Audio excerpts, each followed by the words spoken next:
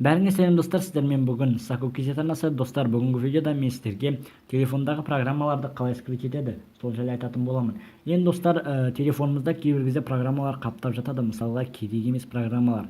Оны біз удалить ете алмаймыз, бірақ та оны қалай хотя бы көзімізге көрінбестей қылып скрит етуге болады, жасырып қоюға болады, сол жайлы айтатын боламын. Бірақ та достар, біздің осы бір YouTube каналымызда удалить етілмейтін программаларды қалай удалить ету керек туралы видео бар, соны қараңыздар, сол видео сіздерге көмектесуі мүмкін.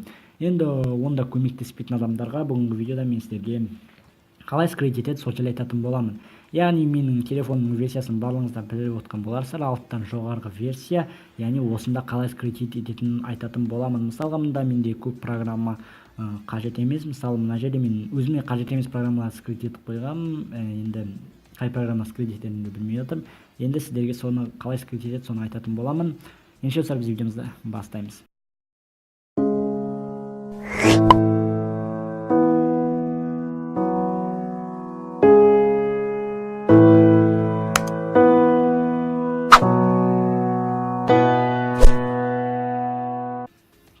Достар, ол үшін біздің программамызды скрит ету үшін үстіндегі 3 точкаға басамыз, настройка деген батырмаға басамыз. Настройкаға басқаннан кейін ортасында скрит приложение деген бар, осыған басамыз.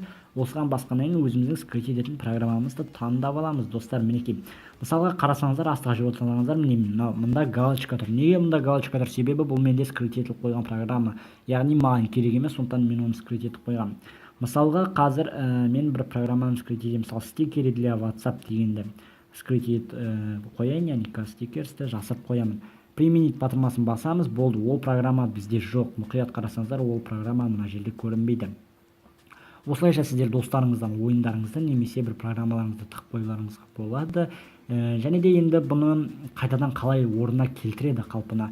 Ол үшін тағы да 3 точканы басамыз, настройкаға басамыз, скрит приложениеге басамыз, жаңағы скрит еткен программамызды тауып аламыз. Яғни мында бізде жаңағы программа қайда? Вот стикер, және де стикері деген қайда жаңа. Вот стикері для WhatsApp деген басамыз, применитті басамыз. Вот осы кезде біздің вот неде пайда болды қайтадан.